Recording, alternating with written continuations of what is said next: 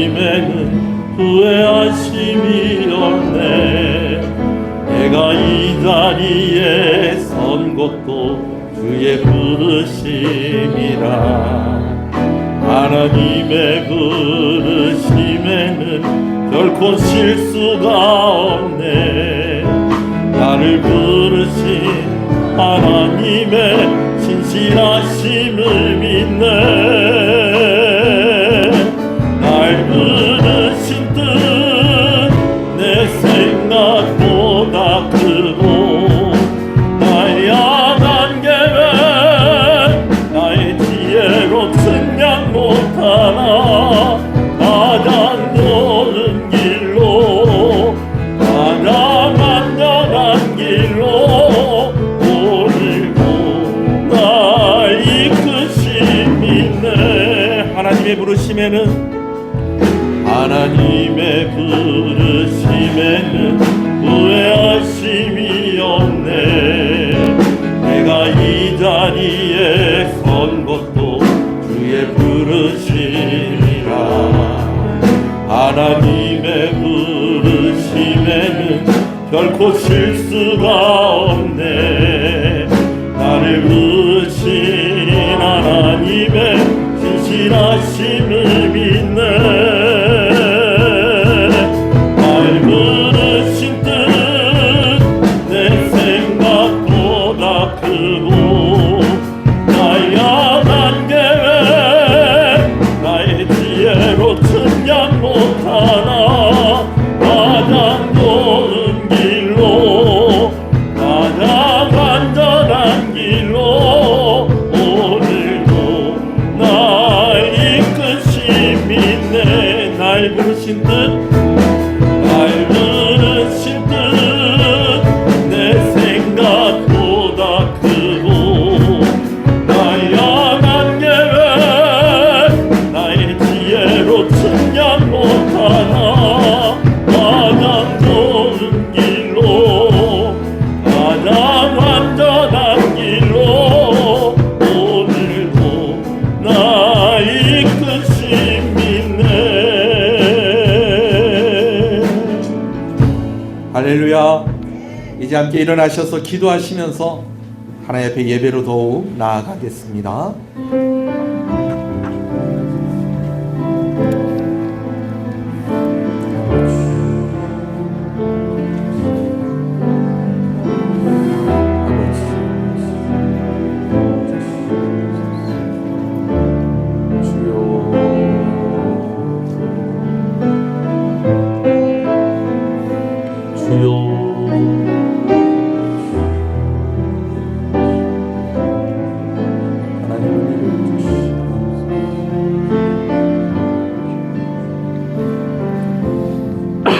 신앙을 고백하시겠습니다.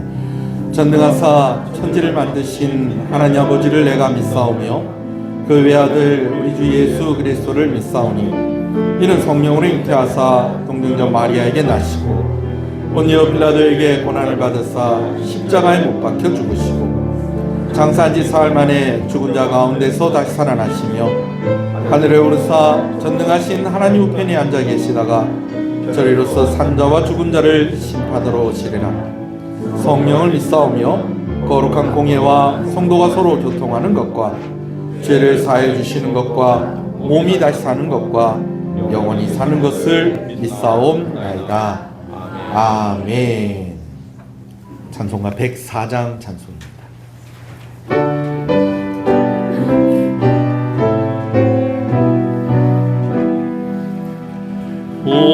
오소서 임마누엘, 오 구하소서 이스라엘. 그 포로색 말고 달파 메시아 기다립니다. 기뻐라 이스라엘, 보도시리오 임마누엘.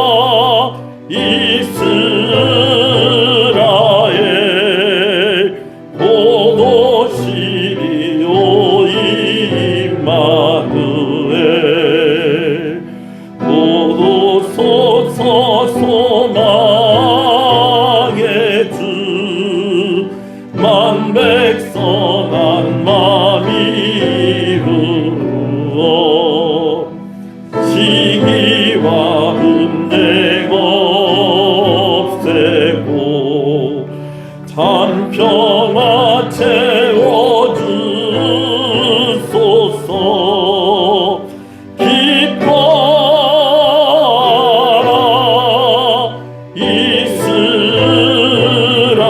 이스라엘 곧 오시리오 임마누엘.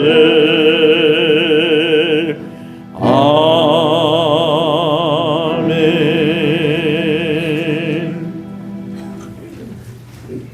말씀을 교독합니다. 여호와의 영광이 나타나고 모든 육체가 그것을 함께 보리라. 이는 여호와의 입이 말씀하셨느니라. 베들레헴 에브라다야 너는 유다 족속 중에 작을지라도 이스라엘 다스릴 자가 내게서 내게로 나올 것이라. 그의 공보는 상고에 영원히 있느니라. 이는 한 아기가 우리에게 낳고 한 아들을 우리에게 주신 바 되었는데 그의 어깨에는 정사를 메었고 그의 이름은 기묘자라 모사라 전능하신 하나님이라. 영존하시는 아버지라 평강의 왕이라 할 것입니다. 그 정사와 평강이 너미 무궁하며 또 다윗의 왕좌와 그의 나라에 군림하여 그 나라를 굳게 세우고 지금 이후로 영원히 정의와 공의로 그것을 보존하실 것이라. 천사가 이르되 무서워하지 말라. 보라, 내가 온 백성에게 미칠 큰 기쁨의 좋은 소식을 너희에게 전하노라. 오늘 다윗의 동네에 너희를 위하여 구주가 나셨으니 곧 그리스도 주시니라. 아멘. 앉으시겠습니다. 서주 집사님 기도 인도하십니다.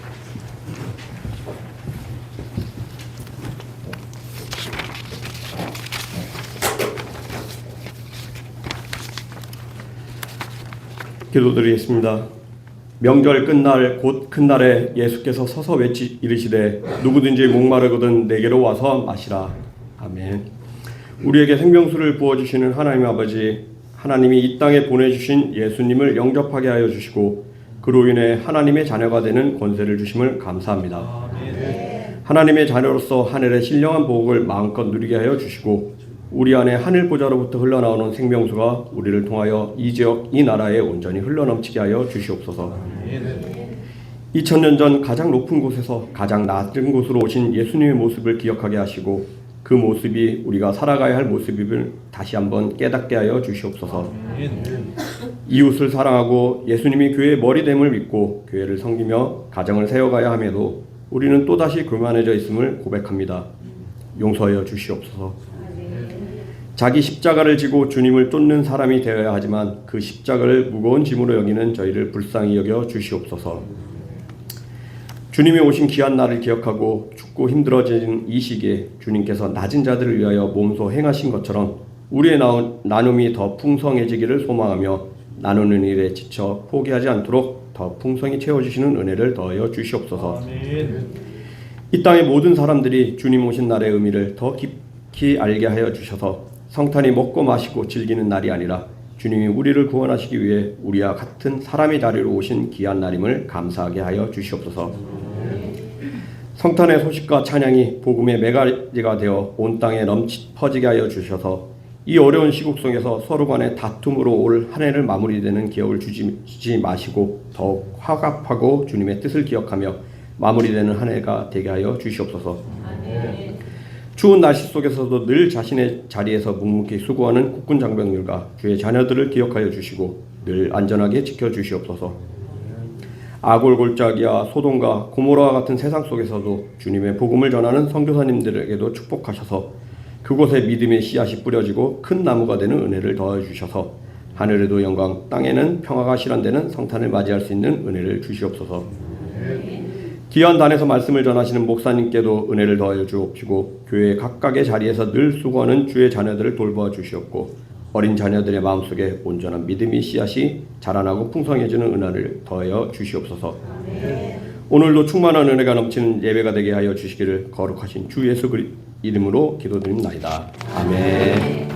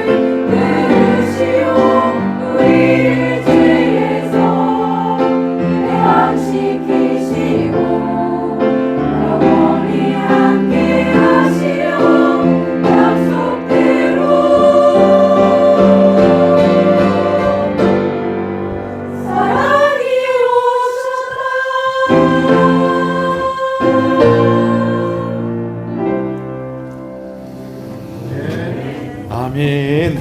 왕이신 하나님, 내가 주를 높이고 영원히 주의 이름을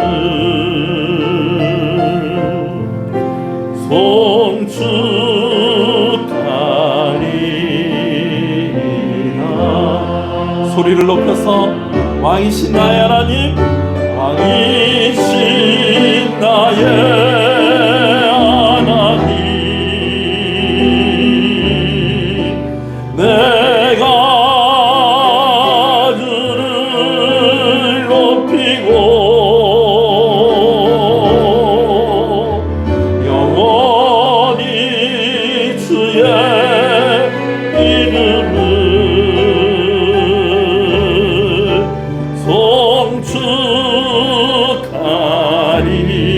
송축하리이다. 영원히 주의 이름을, 영원히 주의 이름을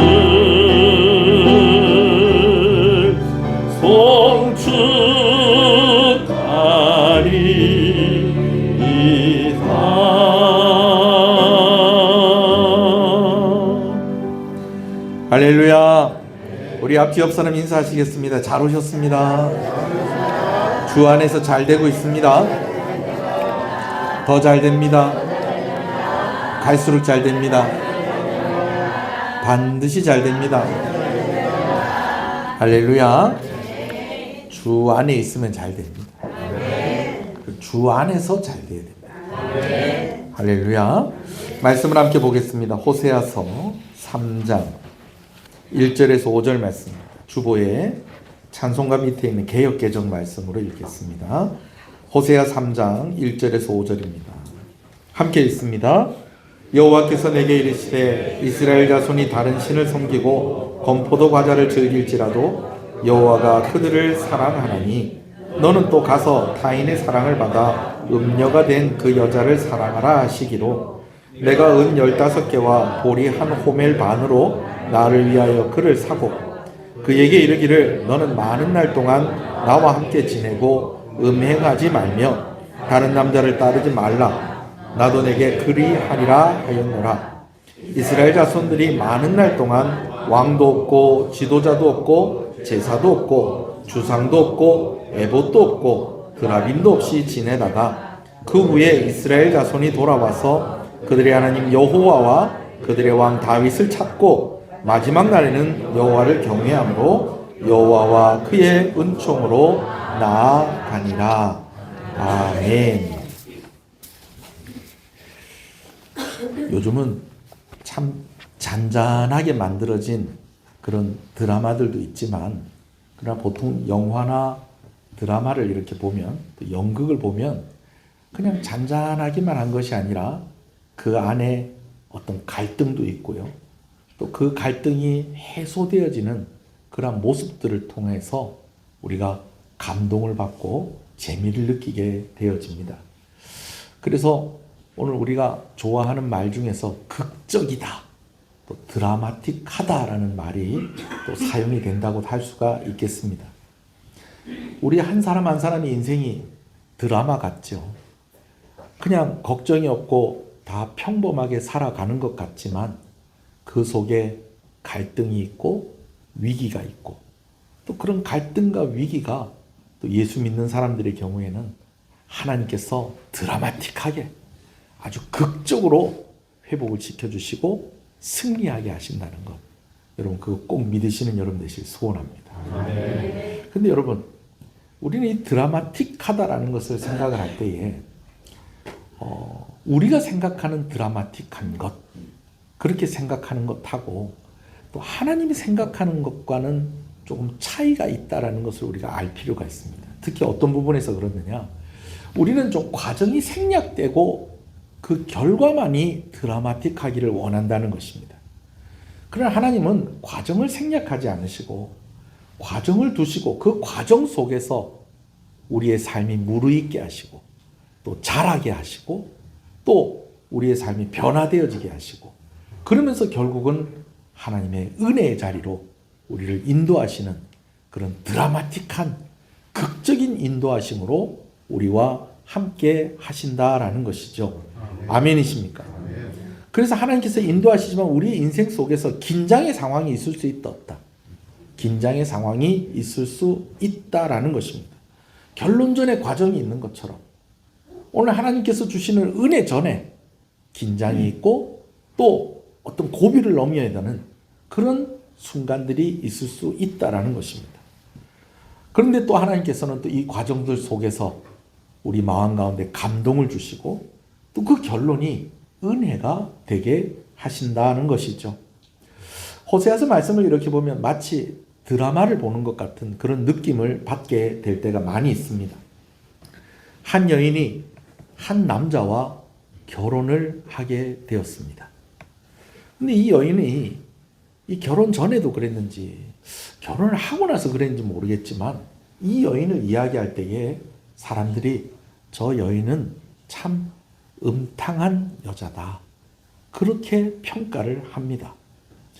결혼을 하고 나서 이제 남편만 바라보며 살아야 되는데 이 여인은 결혼 후에도 남편이 아닌 다른 남자를 마음에 두고 그에게 몸을 주면서 그렇게 살아갑니다.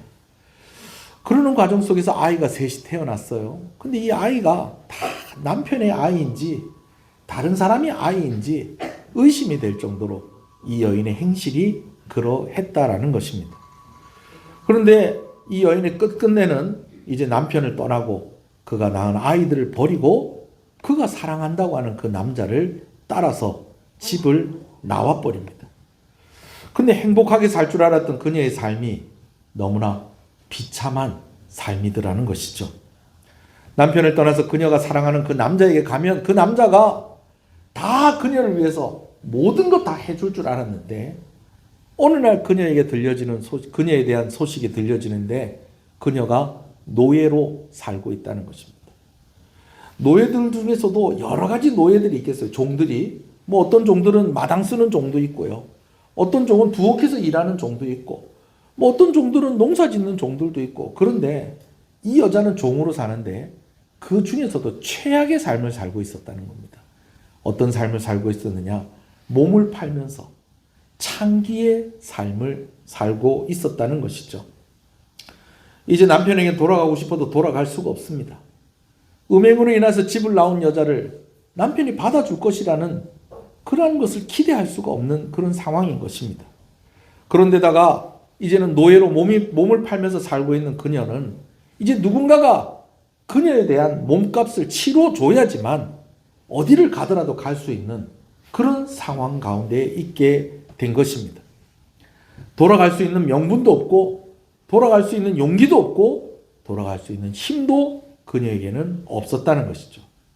그런데 이 절망과 후회 속에서 하루하루 살아가던 어느 날 기적 같은 드라마틱한 일이 이 여인에게 있게 되어집니다. 그것은 바로 그녀가 버린 그의 남편이 그녀를 다시 찾아온 것입니다. 그리고 그 값을 치르고 이제 그녀를 다시 집으로 데리고 온 것이죠. 여러분, 이 이야기가 누구의 이야기입니까? 선지자 호세아의 이야기고, 그리고 그 호세아와 결혼한 누구의 이야기? 고멜의 이야기인 것입니다. 이제 오늘 우리가 볼 내용은 이제 호세아가 값을 치르고 고멜을 집으로 데리고 온 이후의 이야기를 우리가 보려고 하는 것입니다. 집으로 고멜을 데리고 온 호세아가 이제 고멜에게 이렇게 이야기를 하는데, 우리 3절을 한번 같이 볼까요? 3절 같이 다시 읽어보겠습니다. 시작. 그에게 이르기를 너는 많은 날 동안 나와 함께 지내고 음행하지 말며 다른 남자를 따르지 말라. 나도 내게 그리하리라 하였노라. 뭐 이렇게 말씀을 보니까 그냥 남편이 그냥 부인에게 이렇게 이야기하는 것 같아요. 앞으로 우리 잘 살아보자. 뭐 내가 이전에 있었던 거 다 잊어버리고 이제 나도 너를 사랑하면서 살 거니까 너도 이제는 음행하는 거 이거 다 정리하고, 그리고 다른 남자들 다 정리하고 이제는 정말 부부답게 좀 살아보자. 꼭 이렇게 이야기하는 것 같습니다. 그렇죠? 그렇게 이야기하는 것도 맞아요. 그런데 약간 좀 우리가 보는 성경에 좀 번역에 좀 아쉬움이 있습니다. 그래서 좀 세번역 성경으로 한번 읽어볼게요. 세번역 성경에 조금 더 원어적인 의미에 더 가깝게 번역을 하고 있어요. 자, 하나님의 부르심 밑에 있는 세번역 성경 호세아 3장 3절만 읽습니다. 시작. 나는 그 여인에게 말하였다. 당신은 많은 날을 나와 함께 살면서 창녀가 되지도 말고 다른 남자와 관계를 맺지도 말고 나를 기다리시오. 그동안 나도 당신을 기다리고 있어요. 자, 개역개정 말씀에는 없는 말씀이 세번역 성경에는 있어요. 어떤 말이 있죠? 뭐 하라고요? 기다리라고. 사실은 우리가 읽는 성경에도 그런 의미가 있어요. 너는 많은 날 동안 나와 함께 지내고 라는 말 속에 어떤 의미가 있냐? 기다리라 라는 말이 의미가 들어가 있는 거예요. 근데 조금 더 명확하게 번역된 걸 우리가 함께 읽은 겁니다. 자, 남편이 어찌 해갖고 뭐 집을 나가서 비참하게 살고 있는 아내를 다시 데리고 왔어요. 근데 이 아내에게 남편이 뭐 하라는 거예요? 기다리라는 거예요. 여러분, 기다리라는 것이 무슨 의미일까요? 집으로 데리고 왔는데 우리 좀 시간을 좀 가지자는 거예요. 이건 뭐 용서를 한 건가 안 한 건가? 집에 데리고 왔으면은 다시 아내로서 할 일을 하게 하고, 또 아내로서 요구할 수 있는 거 요구할 수 있게 해주고, 그렇게 해야 되는 것이 맞는 것 같은데 시간을 좀 가지자는 거예요. 시간을 좀 가지자는 거예요. 당신 좀 기다려라. 나도 좀 기다리는 시간을 좀 갖도록 하겠다. 이걸 용서를 받았다고 해야 될지 용서를 안 받았다고 해야 될지, 자, 여기엔 좀 설명이 좀 필요한 것 같아요. 유대인들은요, 결혼을 할 때에 어떤 과정을 가졌냐면 정혼하는 과정을 가졌습니다. 우리식으로 얘기하면 약혼하는 거예요. 약혼. 우리가 이제 결혼식 하기 전에 옛날에 약혼도 많이 했습니다. 요즘은 그냥 상견례하고 그냥 지나갑니다. 그죠? 근데 옛날에는 약혼을 하고, 그래서 반지도 무슨 반지? 약혼 반지 있고, 또 결혼할 때는 결혼 반지 막 그렇게 하고 그랬었어요. 그래서 약혼 반지 다 끼면 이제 나는 뭐 할 사람이다, 앞으로 결혼할 사람이다 라는 표시를 이렇게 약혼 반지를 끼고 있습니다. 그러면서 뭐 합니까? 이제 남편은 부인을 데리고 올 준비를 하고, 또 부인은 아내가 될 사람은 또 아내가 될 준비를 이렇게 하는 겁니다. 그러면서 살림도 배우고 뭐 또 이렇게 직장만 하기 위해서 또 열심히 또 일하고, 여러분 이런 과정을 유대인들은 반드시 거쳤다는 거예요. 이제 조금 있으면 성탄절입니다. 성탄절인데 예수님이 이제 동정녀 마리아를 통해서 태어났잖아요. 그죠? 근데 그때에 요셉과 마리아가 뭐 한 상황이었다는 거예요? 정혼한 상황이었다는 겁니다. 아직 결혼은 했는데 안 했는데? 결혼을 안 했는데 뭐 한 상황?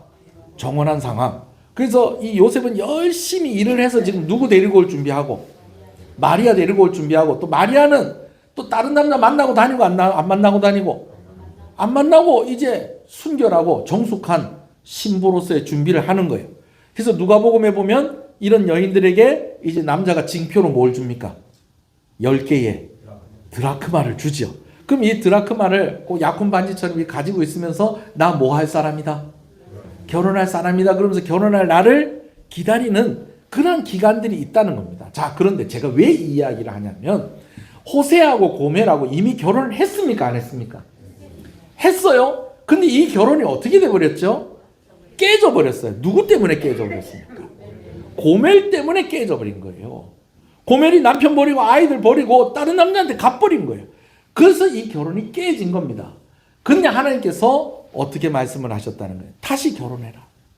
다시 결혼해라.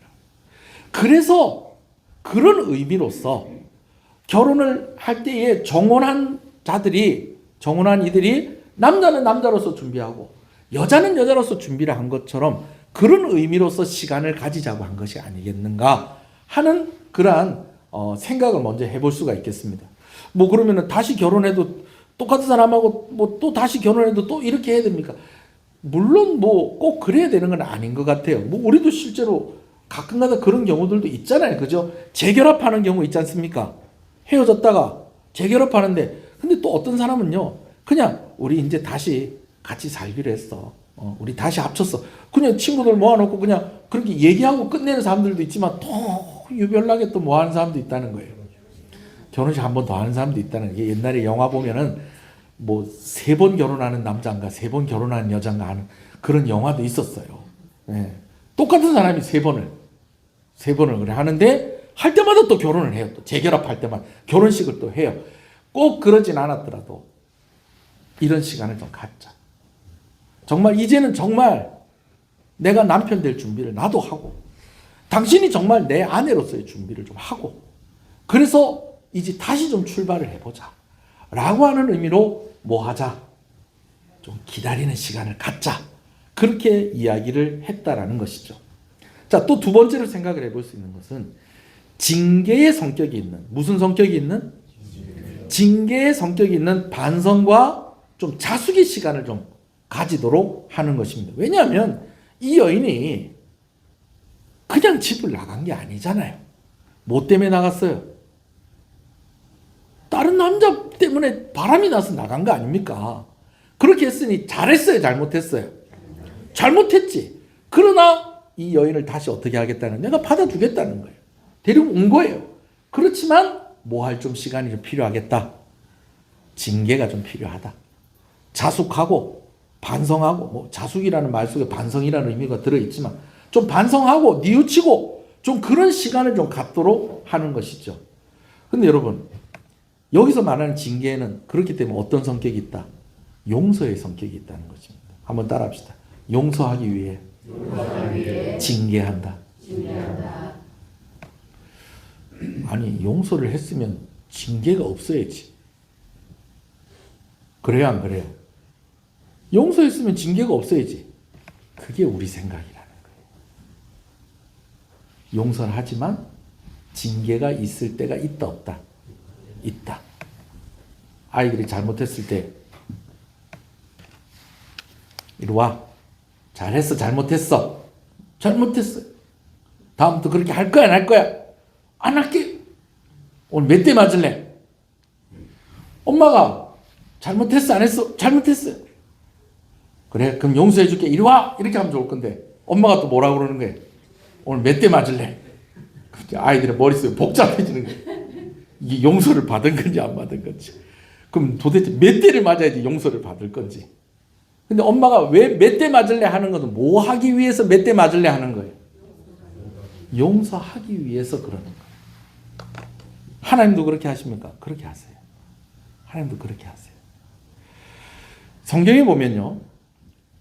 이제 민수기 12장에 보면 그런 내용이 있어요. 자, 모세가 이제 이스라엘 백성들과 함께 이제 가나안 땅으로 가는 여정 중에서 이 구스 여인을 이제 취하는 그런 일이 있게 되어집니다. 구스 여인을 취했다는 것은 이 구스 여자, 그러니까 이방인 여자와 결혼을 했다는 것이죠. 이 이야기에 대해서 자세한 내용이 기록이 되어 있지는 않습니다. 그냥 구스 여인을 취하였다라고 그렇게만 이야기를 하고 있습니다. 근데 모세가 이방인 여인과 이제 또 결혼을 했다고 그러니까 이것에 대해서 반발을 하는 사람이 있게 되어집니다. 그 사람이 누구냐면 다른 사람도 아니고 모세의 형인 아론과 모세의 누이인 미리암이 아니 어떻게 이방인 여인과 네가 결혼을 할 수 있느냐. 여러분 그렇게 이야기할 수 있어요 없어요? 그렇게 이야기할 수 있죠. 아니 누가 나 오늘부터 이 여자랑 결혼해서 같이 살래요. 그렇게 하면 가족들 중에서 아유 왜 굳이 이 여자랑 결혼하려고 그러니? 왜 굳이 이 남자랑 결혼하려고 그러니? 여러분 이런 얘기 할 수 있어요 없어요? 엄마 아빠가 또 그런 얘기 할 수 있어요, 없어요? 할 수 있지. 왜? 가족이니까. 그렇지만 결국엔 또 그들이 원하는 대로 또 그렇게 또 하고 또 잘 또 의논해서 또 결론을 가져야 되겠죠. 그런데 이 이야기가 어디로 가냐면 그냥 왜 그렇게 하느냐라고까지만 가야 되는 건데 이제 모세와 아론이 선을 넘어버린 거예요. 어떻게 선을 넘어버리냐면 하나님께서 너에게만 말씀을 하시느냐? 그러면서 누구의 권위를 건드리느냐? 하나님의 권위를 건드리게 됩니다. 그러면서 괜히 모세에게 뭐라고 해야 될 일을 누구에게까지? 하나님을 원망하고 그러는 데까지 가버리는 거예요. 이것이 하나님 보시기에 좋았다는 거예요? 안 좋았다는 거예요? 안 좋았다라는 것입니다. 자, 그래서요 어떻게 되느냐? 여러분 민수기 12장 9절 한번 보십시다. 자, 어떻게 했는지 한번 볼까요? 1절부터 한번 볼까요? 시작. 모세가 구스 여자를 취하였더니 그 구스 여자를 취하였으므로 미리암과 아론이 모세를 비방하니라. 자, 이게 무슨 내용인지 아시겠죠? 자, 이렇게 할 수 있다 없다? 뭐 그렇게 할 수는 있겠다. 자, 근데 선을 넘습니다. 2절에서 선을 넘어요. 시작. 그들이 이르되 여호와께서 모세와만 말씀하시느냐 우리와도 말씀하지 아니하셨느냐 하매 여호와께서 이 말을 들으셨더라. 이게 모세에게 하나님께서 너에게만 말씀하시냐 이렇게 얘기하는 것 같은데 사실은 이 말이 하나님 들을 때는 왜 하나님이 너 같은 거를 왜 지도자로 세웠는지 모르겠다 하면서 지금 누구 원망하는 거예요? 하나님을 원망하는 거예요. 그것을 하나님께서 보실 때에 들으셨다는 거예요. 그래서 9절 말씀 봅시다. 시작. 여호와께서 그들을 향하여 뭐하시고 진노하시고 떠나심에 10절이요. 구름이 장막 위에서 떠나갔고 미리암은 나병에 걸려 눈과 같더라. 아론이 미리암을 본즉 나병에 걸렸는지라. 아니 목사님 왜 둘이서 같이 했는데 왜 미리암만 나병에 걸리고 아론은 나병에 안 걸렸습니까? 모르겠습니다. 어디 가서 물어봅시다. 천국 가서 물어봅시다. 이렇게 된 것은 아마 이 아론이 모세에게 가서 이야기하기 위한 것인 것 같기도 하고 또 아론의 직분이 뭐예요? 아론도 제사장이니까 또 나병에 걸리고 하면 앞으로 제사장직을 할 수 있다 없다 할 수 없는 뭐 그런 상황도 있고 뭐 여러 가지 뭐 이렇게 생각을 할 수가 있겠는데 여튼 누가 나병에 걸렸다는 거예요. 미리암이 나병에 걸렸는데 나중에 아론이 이야기하는 걸 보면 이 나병이 그냥 뭐 조금 뭐 좀 이런 증상이 나타났다는 정도가 아니라 몸의 절반이 썩는 그런 상황까지 가버린 겁니다. 자, 읽어볼게요. 11절 시작. 아론이 이에 모세에게 이르되 슬프도다 내 주여 우리가 어리석은 일을 하여 죄를 지었으나 청하건대 그 벌을 우리에게 돌리지 마소서. 그러면서 12절에 그가 살이 반이나 썩어 모태로부터 죽어서 나온 자 같이 되지 않게 하소서. 그렇게 합니다. 그랬더니 모세가 이들을 용서합니까 안 합니까? 용서합니다. 어떻게 용서했는지 아느냐? 하나님께 기도하죠. 하나님 용서해 주십시오. 이 지금 나병 걸린 거 하나님 진노하셔서 지금 이 병이 걸렸는데 이 병 낫게 해 주십시오. 그렇게 기도합니다. 13절이요. 모세가 여호와께 부르짖어 이르되 하나님이 원하건대 그를 고쳐 주옵소서. 그렇게 합니다. 자, 그랬더니 이제 하나님께서 말씀하시는 거예요. 14절에 여호와께서 모세에게 이르시되 그의 아버지가 그의 얼굴에 침을 뱉었을지라도 그가 이레 동안 부끄러워하지 않겠느냐. 그런즉 그를 진영 밖에 이레 동안 가두고 그 후에 돌아오게 할지라 하시니. 하나님 뭐라고 말씀하시냐면 아버지가 자식에게 침을 뱉었는데도 자식이 수치와 모욕을 느낀다는 거예요? 안 느낀다는 거예요? 느낀다는 거예요. 그 기간이 최소한 어느 정도 간다는 거예요? 한 일주일 가지 않느냐? 라고 말씀을 하시면서 뭐라고 그러시느냐? 용서를 하시는데 15절에 시작. 이래 동안 갇혀 있었고 백성은 그를 다시 돌아오게 하기까지 행진하지 않았다. 그래서 미리암을 용서를 하시는데 미리암을 어떻게 했다는 거예요? 진영 속에 들어오게 하자 하고 들어오지 못하게 하고 진영 바깥에 쫓아내고 거기 가둬놓는 거예요. 원래 나병이 걸리면 진영 안에 있지 못합니다. 첫째는 전염이 될 수도 있기 때문에 그렇고 또 한 가지는 이건 징계를 받아서 이렇게 된 거기 때문에 그래서 진영 바깥에 내놔야 되는 거예요. 지금 이미 진영 바깥에 나가 있어요. 지금 왜? 하나님의 징계를 받아서 지금 병이 걸렸으니까. 근데 모세가 기도를 했어요. 그러니까 나았겠어요? 안 나았겠어요? 나았겠죠. 어떻게 나았는지는 제가 또 오늘 본문에 또 자세히 나와 있지 않습니다. 이게 무슨 말이냐면 하나님께서 용서하시자마자 그냥 깨끗하게 그 순간 딱 깨끗하게 나았는지 아니면 일주일의 기간을 두고 조금씩 그렇게 나았는지는 알 수 없어요. 근데 제 개인적인 생각은 깨끗하게 한 번에 낫게 하셨을 것 같아요. 하나님 그렇게 하실 수 있는 분이잖아요. 그렇죠? 모세에게도 모세가 애굽 땅에 가가지고 이 백성들 이끌어 오너라 그랬더니 아유 내가 뭐라고 갑니까? 내가 하나님 보낸 거 이거 뭐 백성들이 내 믿겠습니까? 그랬더니 그럼 네 손을 네 품속에 넣어라. 또 그걸 빼봐라. 막 이렇게 할 때도 나병이 손에 걸렸다가 또 그게 또 나았다가 막 이런 거 막 보여주셨잖아요. 그죠? 뭐 그렇게 아니더라도 하나님 싹 고쳐주셨을 것 같아요. 그러나 어떻게 했다는 거예요? 한 주간 동안 어디 있으라? 진영 바깥에 있으라. 이게 뭐라는 거예요? 징계하는 거. 뭐 하라는 거? 기다리라는 것이죠. 근데 왜 징계하시느냐? 왜 기다리게 하시느냐? 뭐 하시려고? 용서하시려고. 그런 뜻으로 호세아가 그의 아내에게 우리가 좀 시간을 좀 갖자. 너도 기다리는 시간을 가지고 나도 기다리는 시간을 갖겠다. 라고 그렇게 이야기를 하시는 것이죠. 그리고 또 한 가지 호세아의 아내에게 기다리는 시간을 가지게 하는 또 한 가지 이유가 있었습니다. 그것은 지금 호세아의 가정의 모습을 통해서 하나님께서 지금 누구와의 관계를 보여주시는 거예요.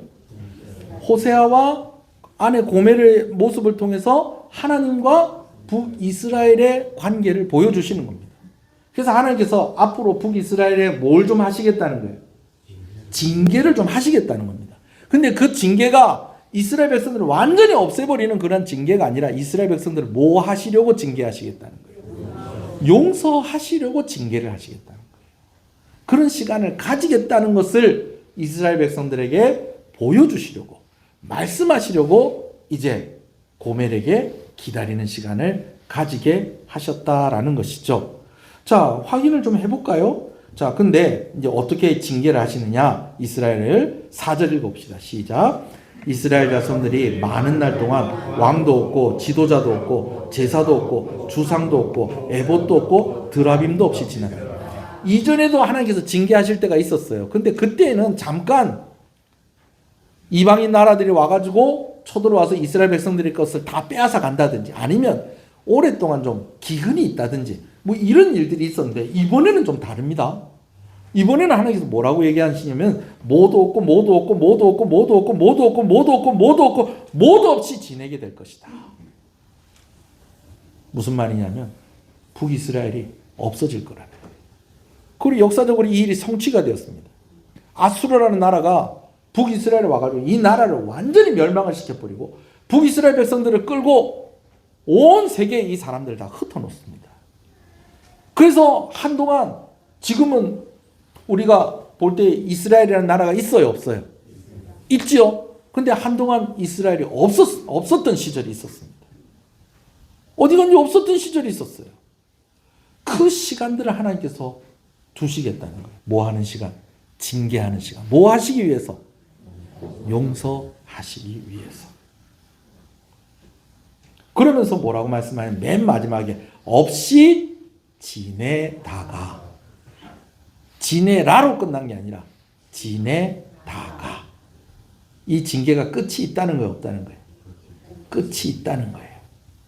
그러면서 5절을 같이 읽어볼까요? 시작. 그 후에 이스라엘 자손이 돌아와서 그들의 하나님 여호와와 그들의 왕 다윗을 찾고 마지막 날에는 여호와를 경외함으로 여호와 그의 은총으로 나아가요. 그래서 이 징계를 받으면서 이스라엘 백성들이 후회하고 반성하고 하면서 이제는 누구를 찾는다는 거예요? 하나님을 찾는다는 거예요. 그때 또 하나님은 또 어떻게 하신다는 거예요? 메시아를 보내셔서 그들을 구원하시고 그들을 다시 그들의 땅으로 돌아오게 하시는 그 일을 행하시겠다라는 그 약속을 주고 계시는 겁니다. 그래서 이 징계가 어떤 징계다? 뭐 하기 위한 징계? 용서하시기 위한 징계다라는 것이죠. 그래도 목사님, 걔도 다 그냥 창녀로 살고 있는 여인을 값을 주고 다 이렇게 멋있게 데리고 왔으니까 내가 오늘부터 이전에 있었던 당신이 잘못한 거 내가 다 잊어버릴게. 내일부터 우리 진짜 달라진 모습으로 삽시다. 뭐 이렇게 하는 게 더 드라마틱하고 극적이지 않습니까? 여러분 우리가 그렇게 생각을 할 수도 있겠어요. 그러나 하나님께서 그렇게 하게 하신 것에는 이유가 있다 없다? 이유가 있다라는 겁니다. 그래도 목사님 징계의 과정이 있고 징계받는 시간이 있었다면 그걸 은혜라고 할 수 있을까요? 은혜라고 한다면 내가 뭘 어떻게 해서 그 대가를 받는 것이 아니라 내가 뭘 어떻게 할 수 없었지만 받았을 때 그걸 뭐라고 그런다는 거예요? 은혜. 내가 도저히 이만큼은 할 수 없는데 이만큼 받았을 때 그걸 뭐라고 그런다는 거예요? 은혜라고 하는 거예요. 그러면 이 대가 다 치른 거 아닙니까? 그렇게 생각을 할 수도 있겠어요. 그래서 은혜가 아닌 거 아닙니까? 뭐 그렇게 얘기할 수도 있겠어요. 자, 그런데요. 여러분 우리가 이런 논리들 속에서 잊으면 안 되는 것이 있다는 거예요. 우리가 받은 은혜가 우리가 치르는 대가는 비교할 수 없이 큰 은혜다라는 것입니다. 할렐루야.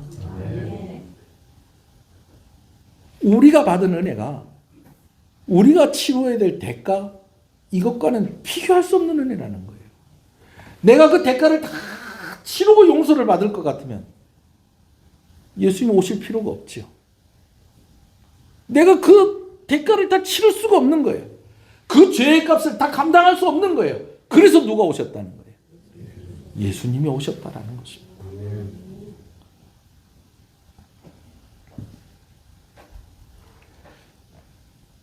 간혹 어떤 사건이 있고 그 사건에 대한 재판의 결과가 어떻게 나왔다라고 하는 기사를 볼 때가 있어요. 그렇죠?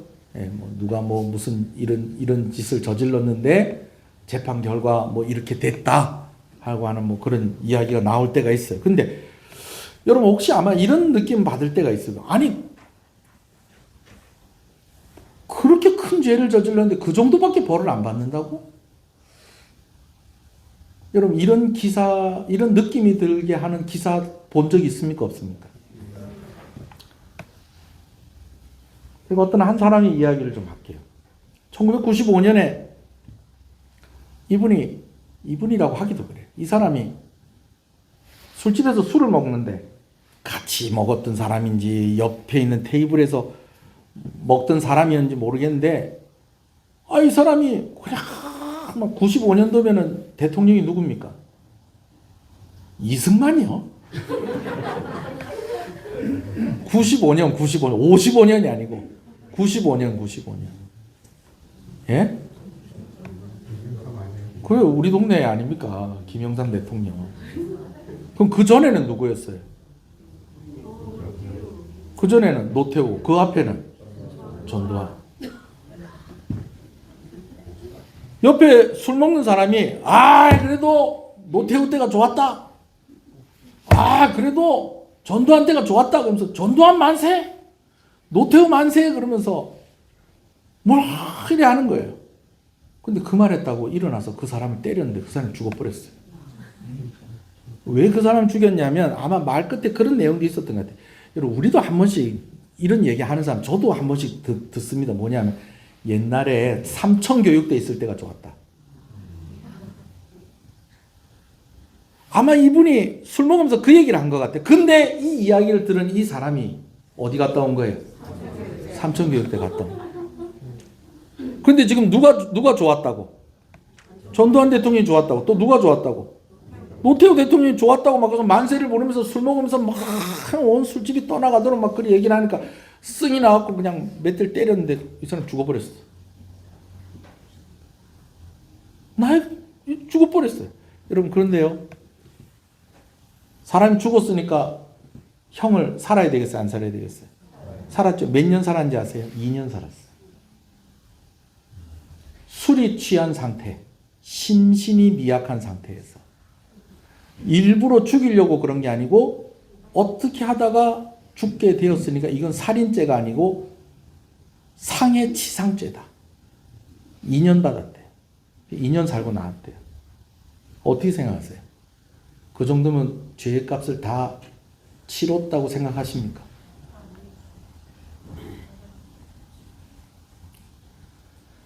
그리고 나서 이 사람이 온 국민이 아는 죄를 짓습니다. 어린 여자아이를 데리고 와서 성폭행을 해가지고 그 아이가 평생을 정신적인 괴로움과 장애를 가지고 살게 됩니다. 온 나라 사람들이 다 알아요. 그래서 몇 년 받았는지 아세요? 12년 받았어요. 그게 얼마 전에 나왔어요. 누굴까요? 누굴까요? 조두순. 그 아이는 아직까지도 그 정신적인 괴로움과 장애를 가지고 살고 있는데 12년 살고 나왔어요. 자, 여러분, 제가 왜 이 얘기를 하냐면요. 내가 그렇게 했으니까 내 죄값 다 치른 거 아닙니까? 여러분, 그리 얘기하면 된다, 안 된다? 그렇게 얘기하면 안 되죠. 너 사람 죽였어요, 그래. 그러면 나도 2년 살고 나왔잖아요. 그러면 된다, 안 된다? 내가 잘못했어요. 그러면 나도 12년 살고 나왔잖아요. 그러면 된다, 안 된다? 안 된다는 거. 남편 버리고 아이들 버리고 집을 나가서 몸 팔면서 창녀로 살고 있었는데 남편이 다시 데리고 왔어요. 그래서 뭐라고 얘기하냐면, 우리 좀 시간을 좀 가지자. 정말 새 출발하기 위해서 당신도 새롭게 준비하는 시간을 가지고 나도 당신을 기다리고 있겠다. 여러분, 남편의 요구가 이게 너무한 요구입니까? 그렇지 않잖아요. 하나님을 대적해가지고 하나님이 어떻게 저런 지도자를 세워가지고 그냥 막 하다가 나병에 걸렸어요. 근데 모세가 또 막 용서해 주십시오. 그래서 나병 낫게 해주셨어요. 그럼 진영 바깥에 일주일 있게 한 게 그거 그렇게 너무 무리하고 너무 하는 겁니까? 아니잖아요.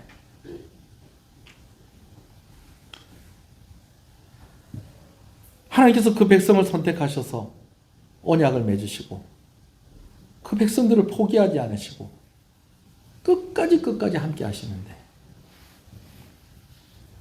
나라 없이 지도자 없이 어디 갈 곳 없이 그렇게 살았던 그런 시간들이 있었다는 것, 원망할 수 있어요? 원망할 수 없어요. 무엇보다 다시 찾아오셨다는 거예요. 그 아들을 우리를 위해서, 그들을 위해서 내어주시고 우리를 위해 내어주셨다라는 것입니다. 무엇하기 위한 징계? 용서하기 위한 징계. 우리가 바라는 것은 이런 과정도 없으면 좋겠는데 하나님은 이런 과정을 가지게 하신다 아니다. 가지게 하신다라는 거예요. 자, 제가 오늘 왜 이 이야기를 하느냐. 여러분, 죄 지으면 다 징계받습니다. 하나님한테 한 대씩 다 맞아야 됩니다. 제가 오늘 이 얘기 하려고 하는 게 아니에요. 오늘 제가 여러분들께 말씀을 드리고 싶은 이야기는 이 이야기입니다. 뭐냐 하면요. 자, 저를 보세요. 여러분, 하나님은 과정을 두시는 하나님이시다라는 것입니다. 우리는 그러길 원해요. 그냥 자고 일어나면 다 해결됐으면 좋겠다. 그냥 눈 한번 딱 감았다가 눈 딱 뜨면 해결 다 됐으면 좋겠다. 우리는 그걸 원하죠. 그렇지만 하나님께서는 용서하시더라도 징계의 과정을 두게 하실 때도 있고 또 그런 용서의 과정과 징계의 과정뿐만이 아니더라도 어떤 은혜의 결론으로 우리를 인도하실 때 하나님은 무엇을 두신다는 거예요? 그 은혜의 결론에 이르기까지 과정을 두신다는 거예요. 아브라함이 하나님의 선택을 받았지만 아브라함에게 이삭을 주실 때까지의 무엇이 있었다는 거예요? 과정이 있었다는 거예요. 요셉이 애굽의 총리가 되는데 그 애굽의 총리가 될 때까지의 무엇이 있었다는 거예요? 과정이 있었다는 거예요. 요셉이 오늘 딱 꿈을 꿨는데 이거 무슨 꿈이지? 야, 이게 뭐지? 왜 곡식단이, 왜 형들의 곡식단이, 내가 묶어놓은 곡식단이 왜 다 절을 하는 거지? 나 한 잠 더 자야 되겠다. 이 꿈이 참 궁금하다. 그래서 한 잠 더 자고 일어났더니 자기가 총리가 돼 있는 거야. 이게 드라마틱한 게 아니라는 거예요. 과정을 두시고 은혜의 결론으로 하나님은 그렇게 우리를 인도하고 계신다는 것입니다. 모세는 어떻습니까? 태어났는데 애가 너무 잘생겼어. 근데 이 아이를 어떻게 해야 돼? 남자아이를 다 물에 던져야 돼요. 그러는 상황 속에서 아이를 참 이렇게 양육을 해서 키웠는데 석 달이 지나니까 이제 100일이 지나니까 애가 울음소리도 커지고 더 이상 데리고 있을 수가 없는 거예요. 그래서 하는 수 없이 바구니를 만들어서 그 바구니에 물이 새지 않도록 쫙 그래갖고 애를 이렇게 해놨는데 해서 갈대 사이에다 이렇게 두고 그 누나 미리암 아까 그 말한 그 미리암 있잖아요. 미리암한테 지키라고 그랬는데 그 바구니를 누가 가져갑니까? 애굽 왕의 공주가 그거 가지고 갑니다. 이야 이렇게 드라마틱할 수가 있나? 여러분 근데 얘기가 거기서 끝이 나지 않아요. 모세가 나이 40이 되었어. 자기 민족을 위해서 하나님을 위해서 내가 헌신해 보겠다 그랬는데 그냥 주먹 한번 잘못 휘둘렀더니 어떻게 됐어요? 사람이 죽어버렸어요. 근데 이집트 왕자인데 왕자가 그렇게 했으면 술 먹다가 사람 때려서 2년 살고 나왔다는데 그렇게까지 할 것 있나 싶은데 성경에 그 상황이 다 자세하게 기록이 되어 있지 않으니까 더 이상 그곳에 있지 못하고 그가 어디로 도망을 갑니까? 광야로 가서 몇 년 동안 40년 동안 있다가 하나님께서 나이 몇 살 됐을 때 80대였을 때 그를 다시 부르세요. 그리고 이스라엘 백성이 이끌고 가나안으로 가는 중에 또 그냥 못 가. 그냥 또 백성들이 하나님 원망하고 그렇게 하는 바람에 몇 년 광야 생활하고 40년 광야 생활하고. 여러분 모세에게 과정이 있었다는 거 없었다는 거예요? 있었다라는 것입니다. 용서에도 과정이 있습니다. 아멘 하셔야죠. 승리함에도 과정이 있습니다. 그리고 이 모든 과정이 은혜라는 결론을 향해서 가고 있다는 겁니다. 누가 인도하셔서? 하나님이 인도하셔서. 여러분 내가 지금 징계받고 있구나 라는 생각이 들 때 여러분 기억하십시오. 그것으로 끝이 아닙니다. 하나님이 용서하십니다. 아멘. 용서하세요. 아멘.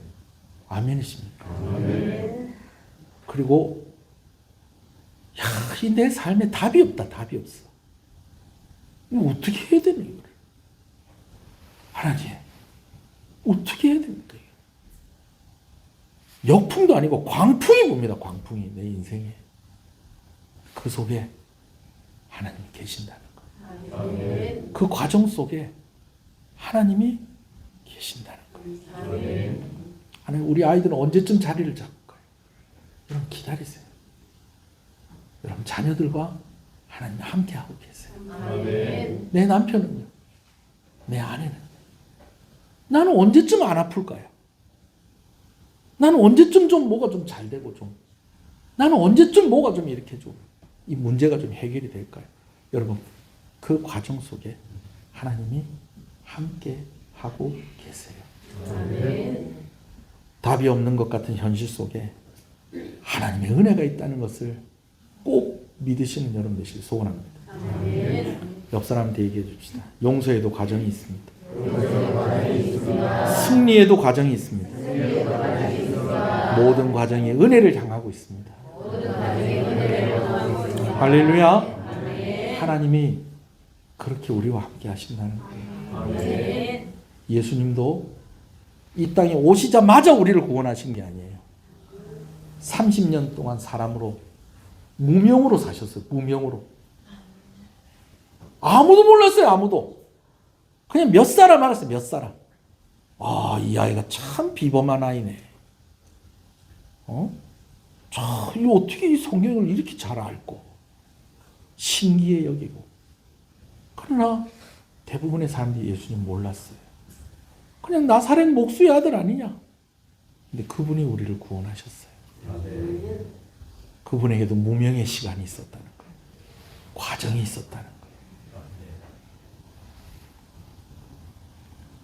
한번 기도합시다.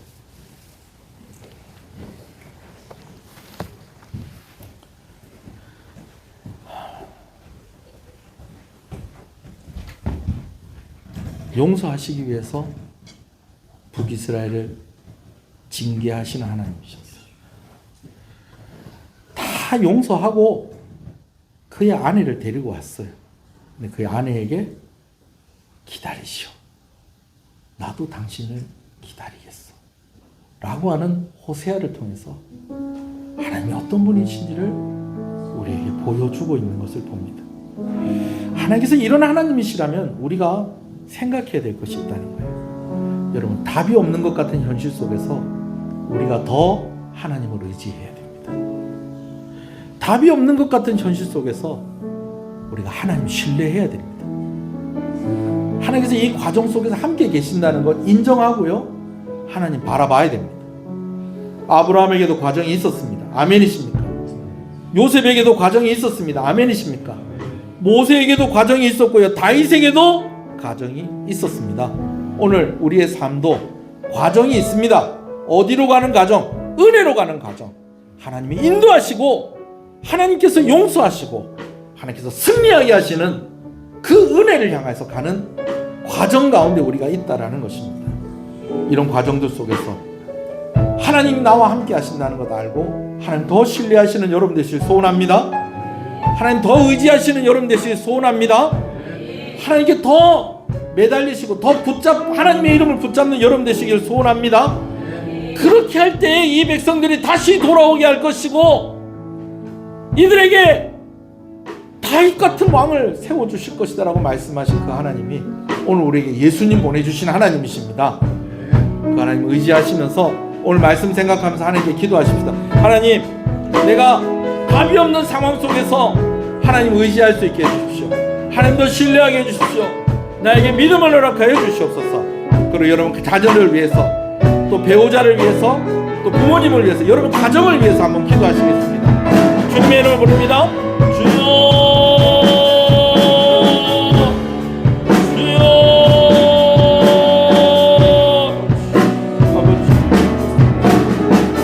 아버지,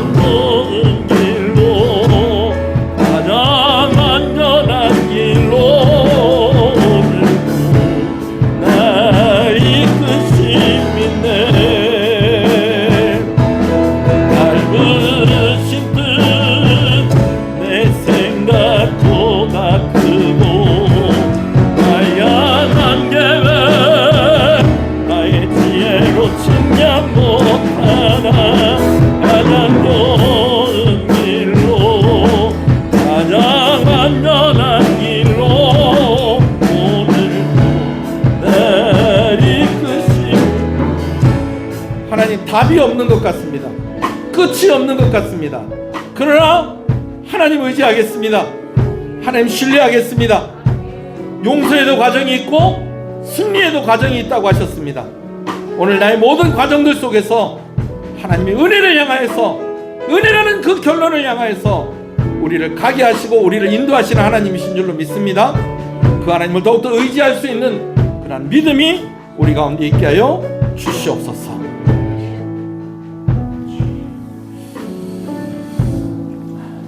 우리 한 번 더 기도할 때 하나님, 이 나라를 불쌍히 여겨 주시옵소서. 이 나라가 또 과정 가운데 있습니다. 이 과정이 하나님의 은혜 가운데 있는 과정인 줄 압니다. 우리의 각자의 생각이 다 다를 수 있겠습니다. 우리의 각자의 생각들은 다 내려놓겠습니다. 하나님의 뜻대로 이 민족을 인도하여 주시옵소서. 우리 한번 나라와 민족을 위해서 한번 기도하시겠습니다.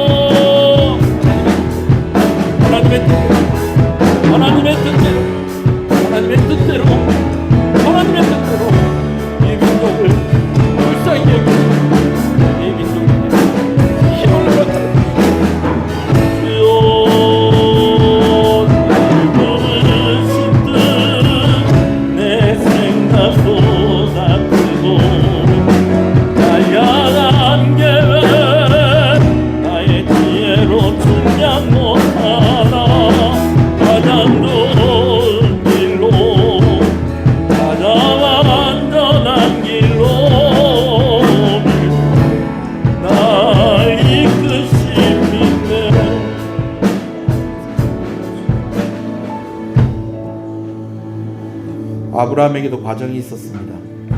요셉에게도 과정이 있었습니다. 모세에게도 다윗에게도 과정이 있었습니다. 근데 그 과정 속에 하나님이 함께 하셨습니다.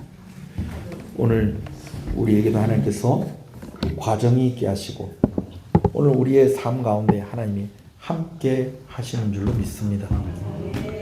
용서에도 과정이 있고 승리에도 과정이 있고 모든 과정이 은혜의 결론을 향해서 가고 있다는 것 우리가 믿고 하나님을 더욱더 의지하고 하나님 더욱더 신뢰하게 하여 주시옵소서. 눈 한 번 감았다가 눈을 떴더니 다 해결되어지는 것이 아니고 하나님께서 그 과정 속에서 우리를 자라게 하시고 하나님께서 그 과정 속에서 우리를 성숙하게 하시고 그 과정 속에서 우리를 성결케 하시며 무엇보다도 아무리 노력해도 메꿀 수 없는 아무리 애를 써도 갚을 수 없는 우리의 한계를 아시고 예수님 이 땅 가운데 보내주셨다는 그 한 가지만으로도 우리가 믿음을 가지고 이 땅 가운데 승리하며 하나님과 함께 동행하는 삶을 살아갈 수 있도록 아버지 은혜를 주시옵소서. 오늘 나의 삶 가운데 우리의 삶 가운데 하나님께서 함께 하십니다. 답이 없는 것 같은 현실 속에서 하나님 우리에게 은혜를 주시는 하나님이십니다. 아멘하며 이 믿음을 가지며 살아가며 하나님을 바라보는 이들에게 하나님 큰 은혜를 허락하여 주시옵소서. 자녀들에게 이 은혜를 허락하여 주시옵소서. 배우자에게 이 은혜를 허락하여 주시옵소서. 부모들에게 이 은혜를 허락하여 주시옵소서. 우리 교회 가운데에 온 성도들의 가정에 하나님 이 은혜를 이 믿음을 허락하여 주시옵소서. 아멘.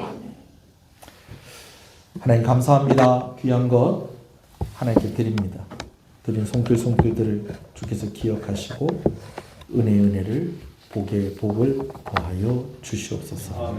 주일 언급은 하나님께 드립니다. 드린 손길에 하나님께서 은혜를 주실 때에 하나님의 그 헤아리심으로 부족함이 없게 하여 주시옵소서. 오히려 넉넉하게 하여 주시옵소서.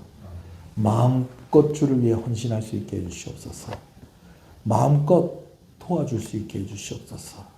물질의 문제로 시험 들지 않게 하시고 특별히 말일이고 연말입니다. 잘 마무리되어지게 하시고 좋은 시작이 있게 하여 주시옵소서. 건강의 문제로 기도하고 있는 가정들 하나님께서 기억하여 주시고 특별히 이번 주간에 치료받는 가정 가운데에 하나님께서 은혜를 주시고 하나님이 고쳐주시옵소서. 하나님이 역사하여 주시옵소서. 하나님께서 복을 허락하여 주시옵소서. 마음 가운데 평안함을 허락하여 주시고 의사의 손길을 통해서 하나님 특별하신 은혜로 하나님께서 직접 역사하여 주시옵소서. 감사합니다. 11절 하나님께 드립니다. 열심히 일하게 하시고 또 거두게 하신 것을 감사합니다. 또한 하나님께 드리게 하시는 것을 감사합니다. 하나님 나의 주인임을 고백하며 드리는 손길에 하나님께서 큰 은혜와 복을 허락하여 주시옵소서. 하나님 함께하여 주시고 하나님 나의 주인이라고 고백하는 이들을 아버지님 주인이 책임져 주시고 아버지님께서 함께하여 주시기를 간절히 소원합니다. 특별히 우리 어린 자녀들, 우리 학생들, 우리 청년들 하나님께 또 구별하여 이렇게 드렸사오니 믿음대로 약속대로 하나님께서 이루어 주시고 은혜 주시옵소서. 선교헌금으로 드립니다. 선교지에 있는 선교사님들 주께서 기억하시고 특별히 우리 교회와 협력하는 선교사님들에게 은혜를 허락하여 주시옵소서. 또 개척한 교회들 가운데도 하나님께서 함께하여 주시고 올 한 해 또 우리가 함께 이들과 함께 동력하게 하신 것을 감사합니다. 앞으로도 우리 선교사님들과 여러 목사님들, 강사님들 또 간사님들 하나님께서 그 사역 가운데 부르신 대로 사용하실 때에 우리가 함께 기도하게 하시고 더 많은 이들을 돕고 협력할 수 있도록 또한 우리 교회가 더 힘을 가지고 헌신할 수 있도록 은혜를 주시고 오늘도 귀한 것 드린 손길에 하나님 큰 복을 허락하여 주시옵소서. 건축 비전 헌금으로 드립니다. 다음 세대를 생각하며 준비하고 또 힘있게 주의 일들 감당하기 위해서 헌신하는 손길 구별하여 드렸습니다. 더해서 드렸습니다. 구별된 은혜, 더하여 주시는 은혜 허락하여 주시옵소서. 하나님 입술의 지혜를 허락해 주시고 기쁜 마음으로 함께하는 동력자가 많아지기를 바라며 서로를 사랑하며 너그러이 바라보는 마음을 가질 수 있기를 기도합니다. 하나님 감사합니다. 하나님 재민이가 동계 전지 훈련 기간 동안 부상 없이 훈련받기를 기도합니다. 그 시간 속에서 하나님을 찾고 기도하는 아이가 될 수 있기를 바랍니다. 학교 문제가 원활하게 이루어지기를 소원합니다. 하나님 이루어 주시옵소서. 우리 현준이 건강하게 회복되어 태어나게 하심도 감사합니다. 모든 것이 하나님 은혜입니다. 하나님 감사합니다. 하나님 감사합니다. 이 학기를 잘 보내게 해주셔서 감사합니다. 귀한 딸 또 이제 방학했는데 좋은 시간 알찬 시간 보내게 해주시고 하나님 은혜 가운데 있게 해주시옵소서. 40일 금식 기간 동안 하나님이 일하신 오늘 경험하게 하신 것 감사합니다. 모든 것이 하나님의 은혜입니다. 하나님 과정을 두게 하셨습니다. 이제 열매 맺게 하여 주시고 더 큰 은혜와 간증이 있게 하여 주시옵소서. 감사함으로 드립니다. 하나님 감사합니다. 감사함으로 드립니다. 하나님 감사합니다. 범사에 감사합니다. 하나님 감사합니다. 감사함으로 드립니다. 하나님 감사합니다. 하나님의 크신 은혜를 항상 감사합니다. 하나님 감사합니다. 아버지의 은혜 늘 감사합니다. 하나님 감사합니다. 나의 연약함을 아시는 주님, 거룩한 날 주의 날을 기억하며 심령을 복되게 하여 주시옵소서. 자녀들에게 은혜를 베풀어 주시옵소서. 저들의 삶이 주님과 함께 복된 삶이 되게 하여 주시옵소서. 긍휼히 여겨 주시옵소서. 주님 우리 가정에 늘 감사와 찬양이 있게 하옵소서. 멀리서 생활하고 있는 예린이와 혜종이를 축복하여 주옵소서. 하나님 아버지의 마음을 깨달아 아는 은혜를 이 젊은이들에게 임하게 하여 주시옵소서. 이 기도의 제목 들어 응답하여 주시옵소서. 감사함으로 드립니다. 하나님 감사합니다. 선우의 돌잔치 잘 할 수 있게 인도해 주셔서 감사합니다. 하나님 감사합니다. 귀한 가정, 귀한 아들 하나님께서 기뻐하시는 이 가정 되게 하여 주시고 축복의 선물 아버지 하나님께서 주셨사오니 아버지 하나님 이 아이를 잘 양육할 수 있게 하시고 이제 돌잔치 이후에 더 이 아이가 쑥쑥 자라게 될 것인데 하나님께서 지혜로운 아이가 되게 하시고 사랑받는 아이가 되게 하여 주시옵소서. 어디를 가나 수치와 거절당하지 않게 하여 주시옵시고 하나님께서 늘 보호해 주시고 이 아이의 인생의 삶 가운데 모든 과정들 속에 하나님께서 함께 하여 주시기를 간절히 소원하고 소원합니다. 함께 하신 주님 감사합니다. 큰 손주가 새해 중열여고에 입학하고 작은 손주는 중학교 2학년에 올라갑니다. 우리 손주들이 좋은 친구 만나서 학업에 충실할 수 있도록 보살펴 주옵소서. 하나님 감사합니다. 손주들을 위해서 기도하는 이 마음을 하나님께서 헤아려 주시고 아버지의 마음, 할아버지의 마음, 아버지 하나님께서 가장 잘 아시오니 간절한 기도의 제목 응답하여 주시옵소서.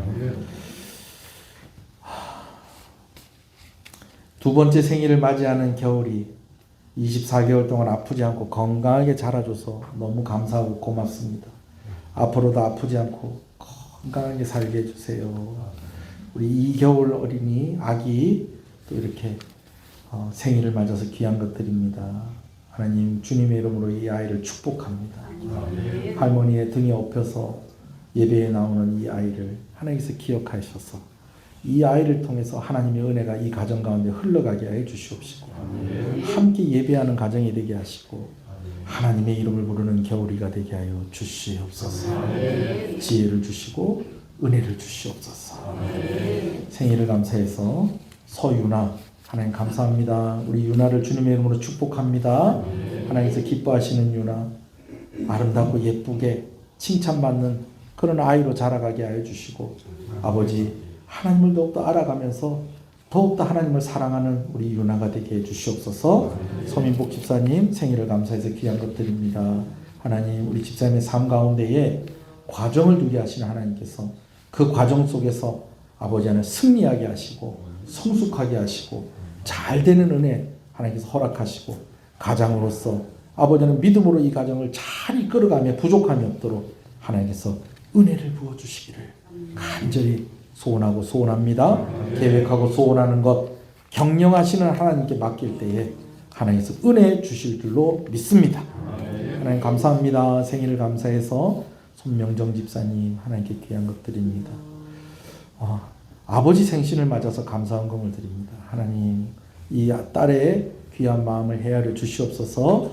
아버지와 함께 하나님을 찬양하고 예배할 수 있게 하신 것 감사합니다. 하나님의 은혜입니다. 아버지와 늘 함께하게 해주세요. 하나님 감사합니다. 이 딸의 간절한 기도의 제목 또 하나님께서 이미 응답하여 주셔서 감사합니다. 앞으로의 삶 가운데 앞으로의 인생의 과정 속에서 아버지 하나님 우리 귀한 집사님의 삶에 은혜 주셔서 부부가 화목하게 하시고 자녀들과 함께할 때에 기쁨이 있게 하여 주시옵소서. 마음 가운데 큰 위로를 주셨습니다. 이제 앞으로 또 해결해야 될 것들, 풀어야 될 것들 다 해결되고 풀려지게 하여 주시고 이제 하나님을 위해서 헌신하며 이제 결단하며 살아가는 그런 삶 가운데 더욱더 복된 삶, 더 기쁜 삶, 더 풍성한 삶이 되게 하여 주시옵소서. 감사합니다. 오늘 감사할 것이 너무 많고 오늘 축복할 것이 너무 많은 귀한 시간 주셔서 감사합니다. 손주의 돌을 맞아서 또 딸의 가정을 찾아온 귀한 발걸음을 주께서 기억하시고 오늘 또 예배 함께하게 하셔서 감사합니다. 딸을 위해서 기도할 때에 그 기도가 응답되어지는 귀한 은혜가 어머니에게 있게 하여 주시고 또 가족 가운데에 은혜가 있게 하여 주시옵소서. 성탄을 준비하는 손길 기억하시고 예배를 섬기는 손길을 주께서 기억하여 주시옵소서. 한 해 동안 헌신한 손길들 할아버지 하나님께서 위로하여 주시옵소서. 오늘 오후에 우리가 함께 모여서 성탄을 축하할 때에 하나님이 영광을 받으시고 성탄절 아침에 또 헌신하는 손길들에 하나님께서 큰 복과 은혜를 허락하여 주시옵소서. 예수님 이름으로 기도합니다. 아멘. 지금은 우리 주 예수 그리스도의 은혜와 하나님 아버지의 사랑하심과 성령님의 감화 감동 위로 교통 충만하시는 역사가 이제로부터 영원토록 함께 있을지어다. 아멘.